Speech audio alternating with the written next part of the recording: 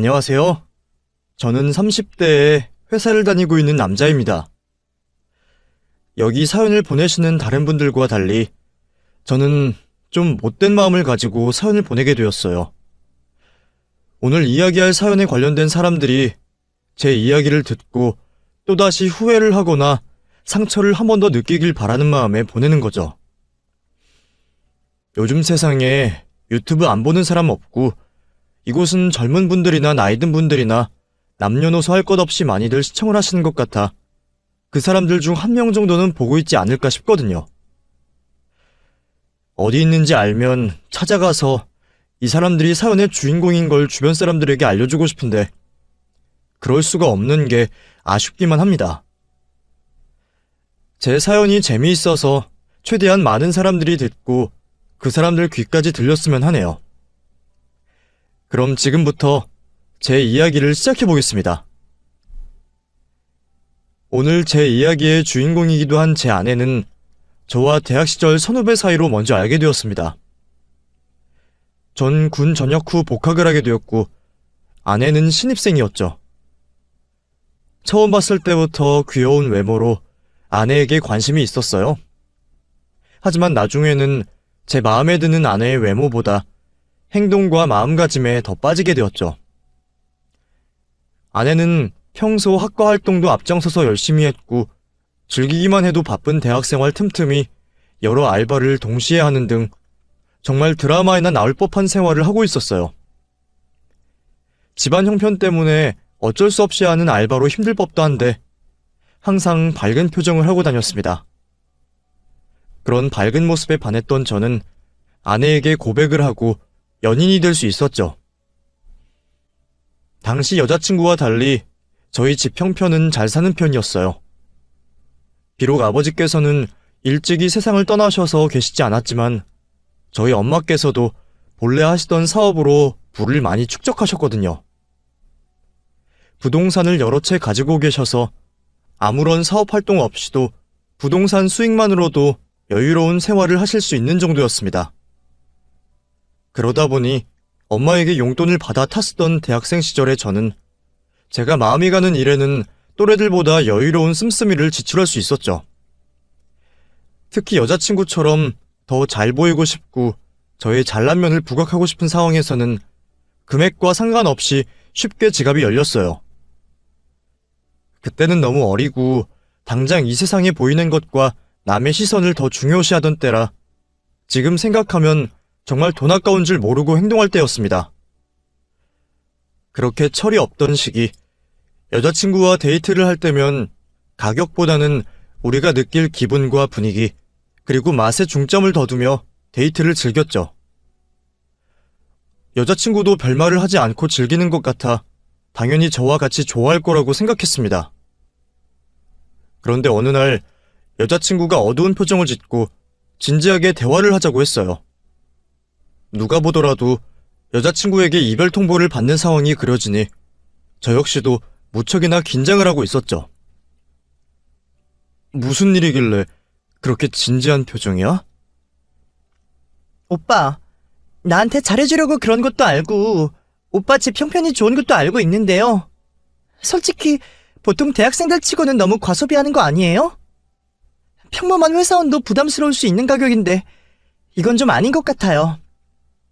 특별한 날이면 오빠 기분 내고 싶은 마음이라고 생각해서 이해하겠는데 평소에도 오빠 혼자 돈 많이 쓰는 건 저한테도 부담이 돼요.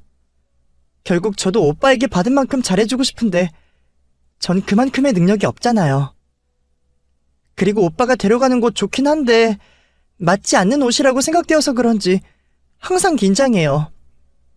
앞으로 우리 데이트 코스 짜는 건 내가 알아서 할 테니까 오빠도 괜히 카드나 큰돈 쓸 생각하지 말아요. 내가 그런 곳 안 가도 충분히 더 재미있고 행복한 데이트 코스 짤 테니. 다른 말보다 이별 통보가 아니라는 것에 한숨을 쉬었던 저는 여자친구의 말을 고분고분 따랐습니다. 사실 별 생각이 없기도 했죠. 그렇게 처음으로 여자친구가 계획한 데이트를 하게 되었는데 평소 근검절약하는 여자친구 덕분에 돈이 하나도 들지 않은 데이트를 즐기게 되었어요. 평소 가지고 있던 쿠폰과 상품권으로 하루 종일 행복한 시간을 보낸 거죠. 그 이유도 계속되었던 것 같아요.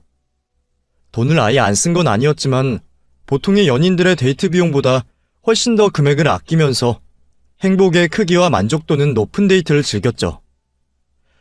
처음에는 그런 데이트들을 그러려니 했는데 점점 시간이 갈수록 저에게는 놀라움으로 다가왔습니다. 행복의 척도가 돈과 환경에 영향을 받지 않는다는 걸 몸소 체험하게 된 거죠. 거기다 조금씩 모여가는 돈으로 더 의미 있는 행동에 사용을 할 수 있으니 이것도 너무 좋았습니다. 그저 여자친구를 따라 데이트를 즐겼던 것뿐인데 어느새 저도 여자친구와 비슷하게 근검절약하는 경제 습관으로 변해가고 있었죠. 그러면서 바쁜 여자친구 때문에 자연스럽게 취업 준비에 도움이 되는 자격증 준비에도 집중할 수 있었어요. 학기 중에는 학교에서라도 얼굴 보고 잠깐이라도 데이트를 즐길 수 있었지만 방학에는 하루 종일 알바를 하고 있는 여자친구 때문에 자연스럽게 집과 도서관을 다니며 공부를 하게 된 거죠. 오히려 잠깐 있는 여자친구와의 데이트 시간이 소중해졌고 우리는 서로의 내실을 단단히 준비하며 사랑도 이어갔습니다. 또래 친구들과 다르게 경제관념에 있어서 확실한 기준이 있는 여자친구가 점점 더 좋아졌어요. 그때부터 결혼에 대해 생각을 했던 것 같아요. 서로 대학을 졸업하자마자 취업을 한 후에는 너무나도 당연하게 결혼을 목표로 각자 돈을 모아갔고 경제적인 상황과 나이 모두 결혼하기에 적절하다고 생각이 되었을 때 우리는 상의 끝에 결혼을 약속하게 되었죠. 결혼 약속을 하고 양가 인사를 드리러 가기 전부터 우리는 어느 정도 계획을 가지고 있었습니다. 아내의 집안 형편이 좋지 못한 걸 알고 있으니 도움을 받지 않고 우리 스스로 결혼에 필요한 모든 걸 준비하겠다고 말이죠. 장인어른과 장모님께서도 제게 미안하다는 말과 함께 결혼식을 하는데 도움을 줄 수 있는 게 별로 없다고 하셨습니다. 전 정말 괜찮았는데 미안한 표정을 지으시는 두 분의 모습을 보니 제가 더 힘들었어요. 비록 제 자식을 낳아본 적 없지만 자식이 결혼하는 데 있어 도움을 주지 못하는 부모의 마음이 10분 이해가 되었거든요. 그 모습에 오히려 더 오버를 하며 괜찮다는 말을 전했고 결혼식을 올리기 전부터 제가 도와드릴 게 없는지 챙겨드리며 지내게 되었습니다. 그리고 저희 엄마께서도 다행히 아내와 제 뜻을 이해해 주시고 아주 약간의 도움을 제외하곤 저희 스스로 결혼식을 올리게 해주셨죠. 그 작은 도움은 장인 장모님께 대한 선물이었어요. 일종의 예물이죠. 정신 못 차렸던 저에게 이렇게 잘 키운 여식을 보내주셨다며 그 감사에 대한 표시라고 하셨어요. 그것을 제외하면 오롯이 저희들의 발품과 능력으로 결혼을 하게 되었습니다. 그때 또 한 번 아내의 경제관념을 알 수 있는 일이 있었는데 집을 구할 때 대기업을 다니는 저보다 중소기업을 다니던 아내가 모은 돈이 많아서 제 소비에 반성을 하게 되었죠. 그만큼 경제관념에 있어서 똑부러지던 아내를 저희 엄마가 좋아하지 않을 수가 없었습니다. 항상 칭찬을 입에 달고 살았는데 그럴 것이 큰돈 들이지 않고 자기 노력과 시간으로 저희 엄마에게 항상 정성 어린 선물을 해주었거든요. 그렇다고 비싼 기성품과 차이가 별로 나지도 않았습니다. 그런 며느리가 예뻤던 저희 엄마는 아내를 데리고 다니며 선물을 사주곤 했어요. 별 취미도 없고 좋아하는 것도 없으니 사람들 보기에 괜찮은 선물들을 사주시곤 했죠. 보통 명품이 많았습니다. 하지만 아내에게는 그 명품백들이 로고 하나 달아놓은 별다를 것 없는 가죽 가방이었죠. 그러니 그 비싼 가방을 효율적으로 사용한다며 아무 곳에나 사용했고 받은 지 얼마 되지 않아 스크래치나 자국들이 많이 남았어요. 그런 아내의 모습을 보면서 웃음이 나왔고 참 아내답다는 생각을 했습니다. 그렇게 알뜰살뜰한 아내 덕분에 집을 구매하고 나서 잔고가 하나도 남아있지 않던 우리 통장은 금방 다시 돈이 쌓여가고 있었죠. 물론 무조건 돈을 아껴만 왔던 것은 아니에요. 큰 돈이 나가는 적도 꽤나 있었죠. 처가댁의 어려운 형편 때문에 저희 쪽에서 도움을 주는 일이 많았거든요. 생활비가 부족하시거나 병원 갈 일이 생겨 큰돈이 나갈 때면 제가 도움을 드리곤 했습니다. 거기다 처형과 처남에게 매제와 매형으로서 잘 보이고 싶었기에 자주 선물을 주고는 했죠. 딱히 보답이나 보상을 바란 것은 아니었지만 진실한 마음으로 고맙다, 감사하다라는 말을 들을 때면 값비싼 어떤 것보다 더 값지고 많은 위안과 감동을 느꼈기에 전혀 아깝지가 않았어요. 그렇게 양가 온 가족들과 어울리며 행복하고 순조로운 결혼 생활을 유지하고 있었는데 갑자기 건강하시던 엄마가 쓰러지시며 우리 가정에도 근심이 생기게 되었습니다. 다행히 밖에서 활동을 하던 도중 쓰러지셔서 빨리 병원에 도착할 수 있었지만 빠른 조치에도 불구하고 엄마는 의식을 잃고 마셨죠. 그리고 병원 침대에 누워 계시는 날들이 점점 더 길어져만 갔습니다. 의식이 없이 길어지는 엄마의 병상 생활에 엄마를 돌봐줄 누군가가 필요했고 그 일을 아내가 먼저 하겠다며 나섰죠. 하지만 회사도 다니고 있는 아내가 간병을 하는 데 있어서는 여러 문제가 있을 거라 생각했습니다. 그리고 전문적으로 병자를 관리해주시는 간병인보다 서툰 아내 걱정도 되었죠. 돈을 좀 더 쓰더라도 정말 괜찮고 좋은 간병인분을 구해보기로 했어요. 엄마 지인분들에게 도움을 받게 된 저는 알아본 지 얼마 되지 않아 엄마를 돌봐줄 간병인을 고용하게 되었죠. 확실히 주변 분들에게 도움을 구하고 고용하게 된 전문가라 그런지 확실히 엄마를 잘 보살펴 주셨습니다. 하지만 그와 별개로 좀처럼 자리를 털고 일어나시지 못하시는 엄마를 보며 자식으로서 애가 타고 있었죠. 제가 일어나지 못하는 엄마 걱정으로 온 신경을 쓰고 있을 때 아내는 점점 변해가고 있었습니다. 그것도 아주 극단적으로 말이죠. 회사 일과 의식이 없는 엄마 일까지 신경이 쓸 곳이 많았던 저는 아내만은 제자리를 지키고 별다른 문제 없이 생활하고 있다고 생각했어요. 그래서 그 일이 있기 전까지는 어떤 의심을 하지도 않고 있었죠. 그런데 우연히 계속 울리고 있는 아내의 휴대폰을 본 순간 아내가 달라졌다는 걸 느끼게 되었습니다. 친구들과 나누고 있는 메시지의 내용이 좀 이상했어요.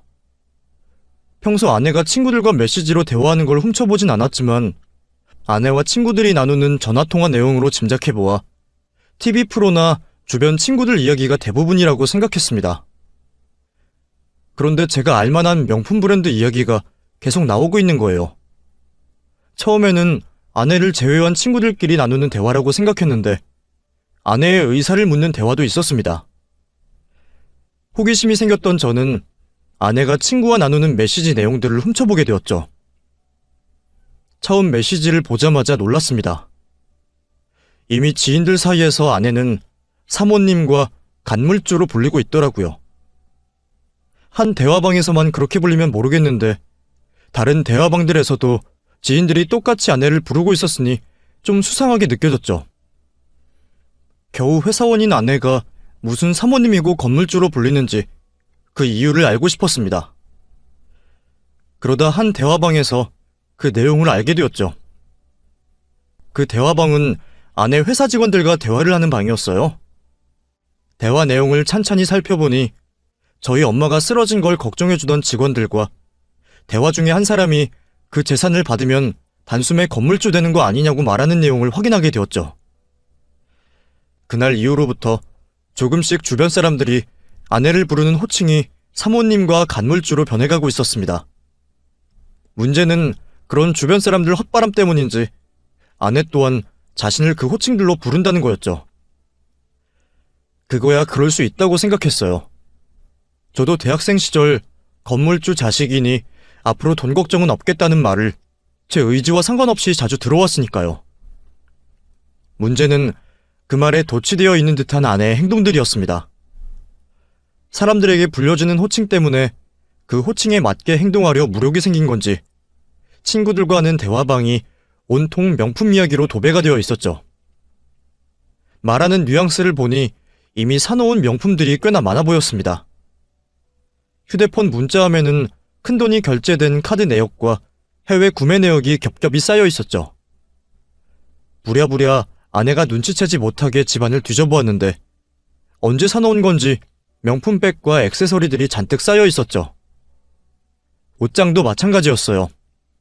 여자 옷이고 브랜드 로고가 겉으로 드러나지 않아서 제가 몰랐던 거지. 옷장 안에 전부 다 명품 옷으로 꽉 차 있었습니다. 좀 더 확인을 해보고 싶었던 저는 아내가 사용하던 통장을 다음날 출근할 때 챙기고 가서 점심시간을 이용하여 통장 내역들을 확인하게 되었죠. 그런데 그 많던 통장의 잔고가 0원으로 찍혀 있었어요. 최근에는 월급이 들어오면 바로 카드값으로 빠져나가기까지 했죠. 그냥 단순한 아내의 일탈로 넘어가서는 안 될 것 같았습니다. 그날 저녁 아내에게 말 돌리지 않고 무슨 생각으로 이렇게 돈을 흥청망청 쓰냐며 물어보게 되었죠. 당신, 이거 다 뭐야? 통장에는 잔고가 0원이고 옷장에 가득 있는 명품은 뭔데? 당신 명품백과 액세서리가 쌓여서 더는 자리가 없던데 도대체 무슨 생각으로 오늘만 산 것처럼 돈을 써? 왜 갑자기 예전에는 관심도 없던 것들에 신경을 쓰는 건데? 말 못해서 미안해. 당연히 당신이 이런 반응 보일 것 같아서 말을 못했던 거야. 처음에는 무리해서 하나만 사봤는데 주변에서 어울리고 예쁘다고 하고 이제 좀 사모님 티가 난다고 해서. 말 잘했네. 당신이 왜 간몰주의고 사모님이야? 우리 엄마가 돌아가시기라도 했어? 아니면 그러길 바래? 주변 사람들이 띄워주더라도 거기에 휩쓸리면 어떡해? 설령 건물을 가지고 있다고 해도 그게 알려지면 좋을 것 같아? 나도 비슷한 일 대학교 때 겪어봤어. 근데 나중엔 그게 내 족쇄가 되어서 모든 건물주 자식이라는 프레임에 갇혀서 살게 된다니까? 건물주 아들이니까 돈 많잖아. 이거 좀 사. 건물주 아들이 왜 쪼잔하게 그래? 이런 걸 얼마나 시달리는데. 당신 봐. 벌써 그 건물주라는 주변 사람들 말 때문에 능력에 맞지 않게 과소비하고 있는 거잖아. 나중에는 코딱지만한 원룸에서 살면서 명품만 모을 거야?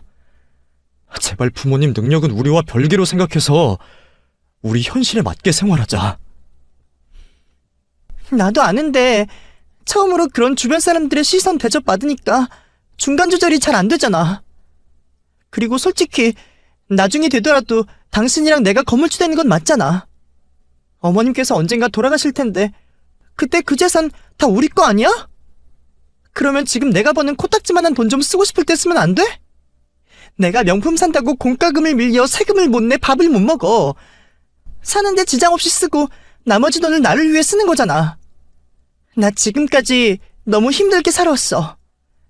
이제는 먹고 싶은 거 먹고 하고 싶은 거 하고 사고 싶은 거 사면서 나를 위해 사고 싶다고. 지금까지 돈 아껴가며 악착같이 살아온 내가 너무 바보 같고 한심해서 내 과거의 삶 전부가 억울하다고. 왜 엄마 재산을 받는 먼날 이야기를 당장 코앞에 닥친 것처럼 말을 해?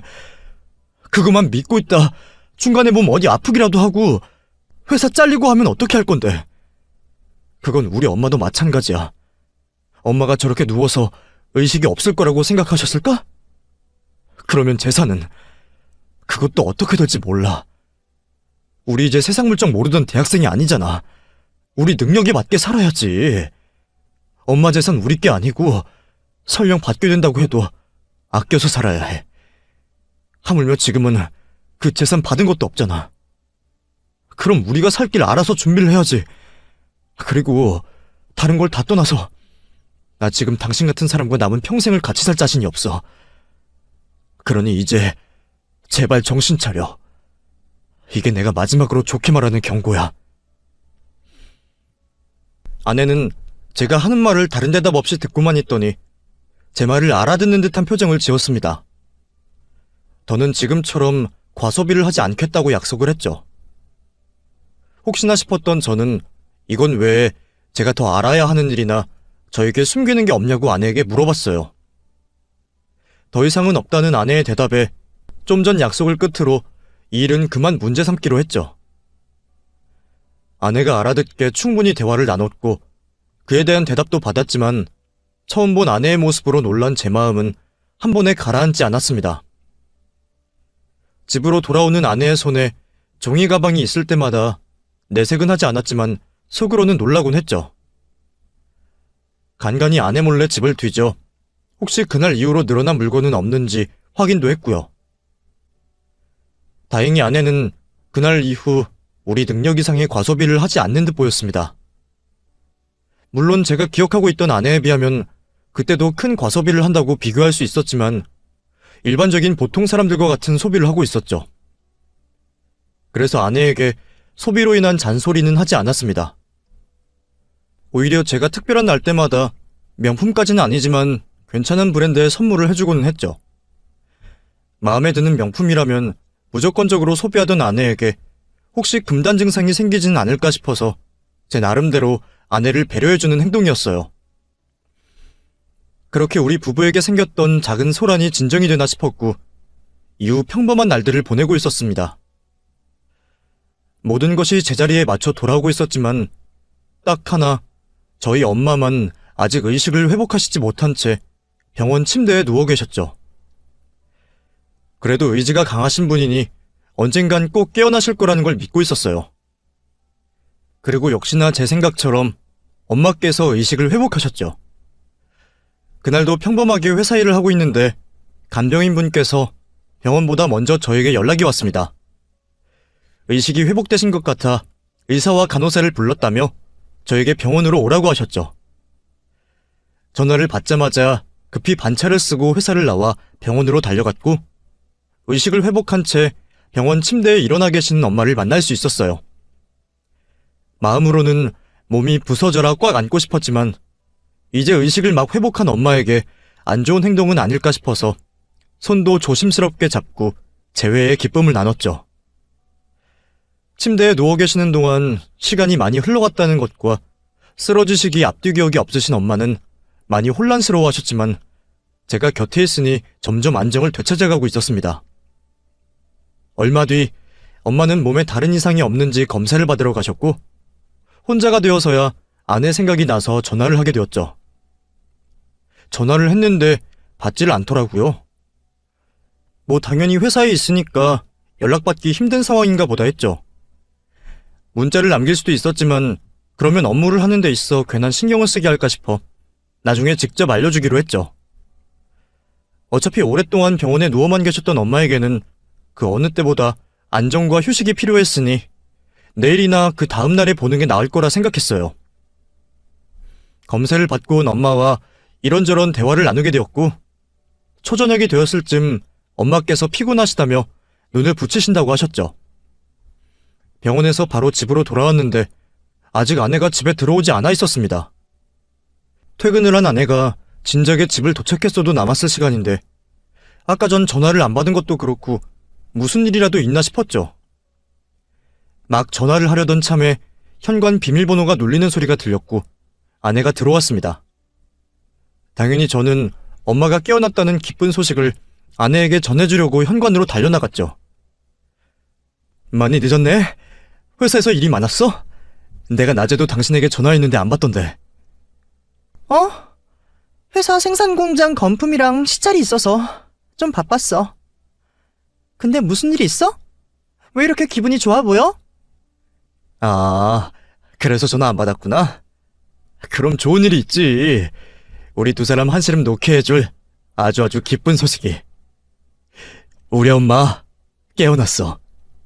낮에 간병하시는 분께서 전화를 주셨는데 엄마가 의식이 있어 보인다는 거야.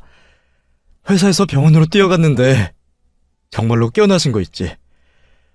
아직 더 검사할 게 남았는지 모르겠는데 우선 오늘까지 한 검사에는 아무 문제 없어 보인대. 아직 음식물 소화도 못 시키고 근육도 다 빠지셔서 힘이 없으시긴 한데 일상에 사용하는 근육 같은 건 금방 회복된다고 하더라고. 대신에 뇌출혈 때문에 몸 왼쪽이 좀 불편하긴 하셔. 그래도 그것도 재활로 꾸준히 치료하면 좋아진다고 하니까 얼마나 다행이야. 이제 당신이나 나나 마음 좀 내려놓고 살겠다. 당신도 지금까지 정말 고생 많았어. 당연히 아내도 저만큼이나 기뻐할 줄 알았습니다. 엄마가 쓰러져 병실에 누워 계실 때만 해도 저보다 더 마음 아파하고 힘들어했던 아내였으니까요. 그런데 엄마가 깨어났다는 소식에 화들짝 놀랐던 아내가 이상한 질문을 하는 거예요. 그러면 재산은 어떻게 되냐는 이상한 말을 말이죠. 뭐? 그러면 아니, 어머님 재산은 어떻게 되는 거야? 재산? 엄마 재산이 왜? 뭐 문제될 게 있었나? 아니, 그건 아니지만, 그러면 혹시 어머님께서 사전에 작성해 놓으셨던 유언장은 없어? 왜, 어머님 뭐든지 철두철미하시고, 만약에 생길 수 있는 모든 일의 준비를 다 하시는 편이시잖아. 아니면, 지금 몸이 성치 못하시니까, 지금부터 요양하실 거면, 우리가 어머님 다른 스트레스 안 받으시게 대신 재산 관리해야 하는 거 아니야? 무슨 뚱딴지 같은 소리야. 엄마가 평소에 유언장을 왜 써? 밑에 자식은 나밖에 없는데 재산 가지고 문제 생길 게 뭐가 있다고. 그리고 엄마 재활치료하면 금방 괜찮아진다고 했어. 무슨 요양 이야기까지 나와.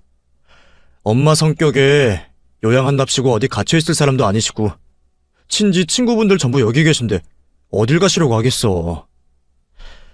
또 우리가 무슨 능력이 있다고 그 많은 재산을 엄마가 대신 관리하라고 줄까? 지금도 자산관리 컨설팅 해주시는 분들도 여럿 알고 계시고 우리보다 돈의 흐름에 대해서는 더 많이 알고 계시는데 당신 갑자기 왜 이래? 엄마 깨어났다는데 계속 이상한 소리 나고 엄마에 대해서는 뭐 하나 물어보는 게 없네? 집에 들어와 계속해서 이상한 말들만 늘어놓던 아내는 제 이야기가 다 끝마치기도 전에 바쁘게 휴대폰을 잡고 무엇인가 하고 있었죠. 도대체 이 사람이 왜 이러나 싶더라고요. 아내가 계속해서 보여주는 비협조적인 모습에 저도 기분이 나빠 더는 아내와 그만 말하기로 했습니다. 괜히 아내와 말다툼을 하고 싶지 않았고 이럴 시간에 몸이 조금 불편해진 엄마에게 도움이 될 만한 방법이 뭐가 있을지 찾아보는 게 나을 거라 생각했죠. 방으로 들어가 인터넷을 검색하고 있었습니다. 그런데 갑자기 누군가가 현관문이 부서져라 두들기는 거예요. 무슨 일인가 싶어서 후다닥 의자에서 일어나 현관 쪽으로 나갔는데 저희 처가 식구들이 모두 저희 집으로 들어오는 겁니다. 저희 엄마가 깨어나신 일이 경사이긴 하지만 이렇게까지 할 일인가 싶었죠.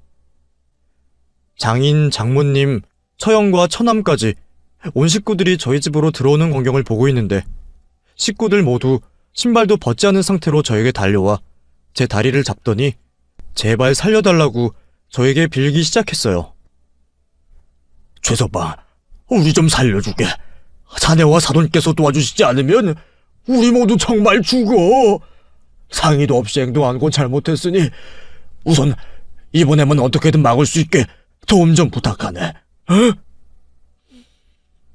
당초에 무슨 말인지 알아들을 수 없는 말이었지만 분명 처가 식구들 모두가 저희 엄마가 깨어난 일에 대해 축하를 하러 온 게 아니라는 건 알 수 있었죠. 그리고 저희 모자가 처가 식구들에게 무슨 도움을 줘야 하는 상황 같았습니다. 아버님, 어머님, 우선 진정하세요. 제가 민정이에게 들은 이야기가 없어서 지금 무슨 말씀하시는지 잘 모르겠어요. 그리고 제가 도움을 드리는 일이라고 해도 무릎까지 꿇고 말씀하실 필요는 없으시죠. 일어나세요. 처형, 일어나세요. 민지야, 너도. 그리고 여보, 도대체 지금 무슨 일인 거야? 뭔데 온 식구들이 다 출동을 한 건데? 그게 나는 어머님께서 깨어나실 줄 모르고 우리 집안 재산 좀 늘려보려고. 내가 다 설명하겠네. 우선 정말 아기를 가지고 한 일은 아니야. 잘 되면 솔직하게 다 말해주고 계산할 것 계산하고 도움받은 것에 대한 감사 표시도 하려고 했네. 내 말 듣기 전에 그건 꼭 자네가 알아줬으면 싶어. 그러니 우리 말 듣고도 화내거나 모른 척하지 말아주게. 아내는 제대로 설명도 못하고 장인어른께서 그 내용을 말씀하시기 전부터 이해를 해달라 신신당부를 하시니 슬슬 걱정이 되기 시작했습니다. 저는 지킬 수도 없는 약속은 할 수 없을 것 같아 장인어른이 묻는 질문에 대답을 하지 않았죠.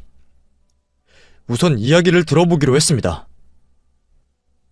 그러니까 요즘에 눈 감았다 뜨면 부동산 값이 요동을 치며 올라가니 이런 식의 가만히 있는 게 바보인 것 같더라고. 그래서 어디 투자할 곳 없나 둘러보고 있었는데 민정이 얘가 귀뜸을 해줬어. 자기한테 돈이 좀 많이 생길 것 같다고. 뭐 때문이냐고 물어보니까 사돈께서 의식이 없으시니 곧 그 재산을 자기네가 받지 않겠냐는 거야. 뭐 그때까지는 우리도 그냥 돈 욕심보다는 사돈 걱정이 앞섰는데 부동산 시장을 쭉 둘러보니까 싼 집 가지고 투자하는 건 큰 돈을 벌지 못할 것 같았어. 비싼 집을 투자하자고 하니 또 가지고 있는 돈이 부족하고. 그때 민정이가 했던 말들이 생각이 났네. 사돈께 받을 막대한 재산이 있다고 하니 그걸 믿고 감당 안 될 돈들을 빌리기 시작한 거야. 부동산 가격은 오늘보다 내일 비싼 게 당연한 거니 우선 지금은 돈을 빌려서 아파트를 구매하는 걸로. 이후에 드는 이자 비용은 우선 가지고 있는 돈으로 막다가 자네와 민정이가 받을 재산으로 막거나 상환하면 될 거라고 말이지. 그때 되어서는 자네도 투자라고 생각해서 도와줄 거라고 생각했어. 정 안 되면 이미 가격이 올라있을 아파트를 팔아 남은 차익으로 해결해도 되니까. 그래서 우리 가족 전부가 무리를 좀 했네. 자네에게 말을 먼저 못한 건 잘못했어. 근데 자네 입장에서도 나쁠 건 없지 않나? 요즘에 부동산 투자 안 하는 사람이 어디 있다고? 우리가 자네와 사돈 몫을 챙겨줄 테니까 자네가 사돈께 돈 좀 융통할 수 있게 우리를 대신해 말씀 좀 잘 드려주게. 그러니까 저희 엄마께서 어떻게 되실 게 뻔하니 당연히 우리 부부가 그 재산을 상속이나 증여받을 거라 생각해서 그 돈을 믿고 무리한 투자를 하셨다는 거네요? 미안해, 여보. 근데 우리 아빠 말처럼 그냥 투자라고 생각하면 되잖아. 그리고 어머님께서 잘못되실 거라고 생각해서 말한 건 아니야. 그냥 의식이 없으시니까 그 돈들을 그대로 놀릴 수는 없을 것 같아서 당연히 우리가 받을 줄 알았지. 내가 앞으로 진짜 잘할게. 이번 일만 해결되면 앞으로는 돈이랑 엮일 일 없게 할 테니까 이번 일 처음이자 마지막으로 도와줘. 당신이랑 어머님께서 안 도와주시면 우리 집 식구 모두 길거리에 나앉게 생겼어. 일을 벌려도 상당히 크게 벌렸던 것 같았습니다. 도대체 금액이 얼마나 되길래 나갈 이자 걱정보다 상환 걱정을 먼저 하다니. 우선 그 투자의 실체나 보고자 했죠. 저도 엄마께 부탁을 드릴 수 있는 일인지 먼저 확인을 해보게 계약서를 보여달라 했습니다. 그런데 이 사람들 간땡이가 부어도 단단히 부은 건지 투자했다던 아파트가 정말 고가의 아파트였어요. 거래 금액을 보니 이러면 대출 금액은 도대체 어느 정도인가 싶었습니다. 바로 처가 식구들이 각자 받은 대출을 확인해 보았는데 은행 대출에 제2금융, 3금융까지 처가 식구 하나하나 돈을 안 빌린 사람이 없더라고요. 제가 보기에는 상환할 금액을 걱정할 게 아니라 당장 다음 달부터 내야 할 이자를 걱정해야 할 것 같았습니다. 근데 대출금을 빼도 남은 금액이 꽤나 되더라고요. 제가 알기론 형편이 어려운 처가 식구들이 감당할 금액은 아닌 것 같았는데 말이죠. 그래서 이 돈은 어떻게 마련했는지 물어보게 되었습니다. 대출은 그렇다 치고 남은 금액은 어떻게 구하신 거예요? 이 돈도 만만치 않게 많은데. 이건 뭐 개인적으로 아시는 분들 돈을 빌리신 거예요? 아니, 우리가 가지고 있던 돈이야. 솔직히 말하면 자네가 생각하는 것보다 우리 형편이 어렵진 않아. 이 사람이나 나나 평생 돈만 모으며 살았고 우리가 딱히 큰 돈 쓰는 사람들도 아니니. 네? 그러면 가끔씩 이 사람이 형편이 어렵다고 해서 제가 드린 돈은 왜 가져가신 거예요? 이 사람 통해서 말고도 직접 저에게 어렵다고 하셔서 제가 넣어드린 돈도 있잖아요. 그리고 제가 민정이랑 결혼할 때도 형편이 어려우시다고 식도 간소하게 하고 도움도 못 줄 것 같다며 미안해하셨던 거는요. 미안하네. 평생 돈 모을 줄만 알았지 쓰는 법을 몰라서. 그리고 자네 집안 형편이 많이 넉넉하다 보니까 도움을 좀 더 받으려고 더 없는 척도 하기도 했지. 근데 그것도 따지고 보면 우리가 죽을 때 그 돈을 누구에게 주겠나? 민정이도 나눠 받을 텐데 그럼 결국 자네가 준 도움 다시 돌려받게 되는 거잖아. 앞으로는 나도 자네와 사돈께 감사한 마음을 성의 표시하면서 살겠네. 그러니 이해 좀 해줘. 우리 집안이 돈을 더 내고 덜 내고는 문제가 아니었어요. 제가 장인 장모님 생활비를 보내드리고 저희 엄마께서 기념일 때마다 처가댁에 선물을 드릴 때마다 돌려받은 건 감사하다, 미안하다라는 말밖에 없었지만 그때는 그것만으로 충분했었어요. 장인 장모님께서도 저에게 받은 것보다 더 많이 돌려주고 싶으시겠지만 당장 형편이 어려우니 마음으로만 표시를 한다고 생각했죠. 그런데 그리 어렵지도 않은 형편이면서 도움만 받고 작은 성의 표시도 안 했다는 게 저를 화나게 했습니다. 처가 식구들 속마음은 어땠는지 모르겠지만 보여지는 것만 보고 판단하면 저희 집 형편을 알고 받을 것 다 받으면서 우리 모자 호구로 본 거잖아요. 거기다 멀쩡히 살아계시던 저희 엄마를 아내와 처가 식구 모두 당장 내일 돌아가실 사람처럼 생각했고 그 재산들마저 자신들 것처럼 마음대로 사용할 계획을 짰다는 게 용서를 할 수가 없었습니다. 내 사람들이라 믿고 있던 제 마음에 상처를 준 건 물론이었고 배신감도 무지막지하게 들었죠. 그래서 온 가족이 똘똘 뭉쳐도 해결을 할 수 없으니까 저보고 도와달라고 오신 거예요? 미안하네. 그래도 같은 가족인데 좀 이해해주고 도와주면 안 되겠나? 꼭 도움이라고 생각하지 말고 투자라고 생각해도 되고 앞으로는 이런 민폐 끼치지 않겠네. 그렇게 저를 한 가족이라고 생각하는 이 많은 사람들이 저희 엄마 재산 믿고 아파트 투자할 때는 왜 저 모르게 하셨어요? 장밋빛 계획은 자기네 가족끼리 똘똘 뭉쳐서 다 해놓고 이제 와서 일 틀어지니까 나도 가족이라고 괜한 책임감 들게 만들고 나무르게 버린 일들을 처리하라고요? 그것도 내 돈도 아니고 우리 엄마 돈으로 말이죠. 여기 가족들 다 정신이 나갔습니까? 제정신인 사람은 하나도 없어요? 지금까지 나랑 우리 엄마한테 받은 도움이 있으면 이렇게 도와달라는 말을 함부로 못하죠. 아니, 이런 말도 안 되는 짓을 벌릴 계획을 한 명쯤은 하지 말자고 말렸겠죠. 그리고 이 상황까지 안 왔을 거고. 저 못 도와드립니다. 저희 엄마께서 도와주신다고 말씀하셔도 제가 말릴 거예요. 원래 투자와 사업은 변수가 있기 마련이잖아요. 제가 이렇게 나오는 것도 그런 변수라고 생각하시고 알아서들 해결해보세요. 최서방, 자네 기분 나쁜 거 이해하네. 화가 나겠지. 그런데 우리도 해결할 방법이 있으면 이렇게 염치불구하고 찾아오겠나? 정말 자네와 사돈 아니면 우리 죽네. 우리 가족 모두 이렇게 무릎까지 꿇고 빌고 있으니 제발 좀 한 번만 이해해주고 용서해주게. 여보, 아빠가 저렇게까지 말하잖아. 다른 사람들도 괜히 말이 섞여서 복잡해질까봐 아무 말 안 하는 거지. 생각은 다 똑같아. 나도 마찬가지고 정말 잘못했으니까 이번에만 좀 부탁하자. 당신 생각해봐. 우리 가족들 모두 거리에 나 앉아서 죽어가는데 나는 제정신으로 살아가겠어? 사랑하는 아내가 미쳐가는데 당신은 옆에서 마음이 안 힘들 것 같아? 나중에 화 풀릴 때까지 뭐라고 해도 좋으니까 우선 이번 일은 도와주겠다고 말 좀 해줘. 웃기고 있네. 네가 그때까지 왜 내 옆에 있을 거라고 생각하는데? 너희 가족들이 이렇게 한 일에 네 잘못은 없는 것 같아?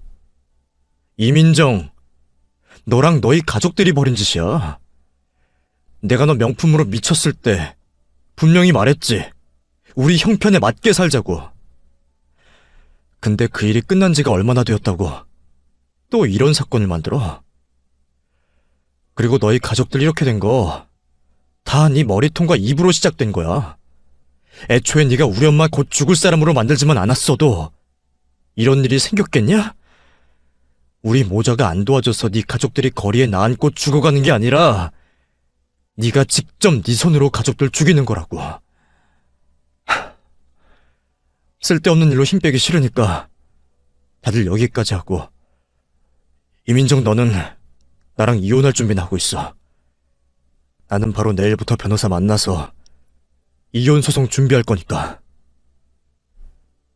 그제서야 아내와 처가 식구들은 투자이니 한가족이니 마음에도 없는 소리를 집어치우고 살려달라고 용서해달라고 제 바지가랑이를 잡기 시작했죠. 어린 반푼어치도 없는 말이었습니다. 이제까지 절 속여왔다는 걸 알게 되었는데 도와주겠어요? 자신들이 저지른 짓 알아서 해결해야죠. 전 간단히 제 짐들을 챙기곤 집을 떠났습니다. 그리고 다음날 회사 점심시간을 맞아 변호사를 찾아가려고 했죠.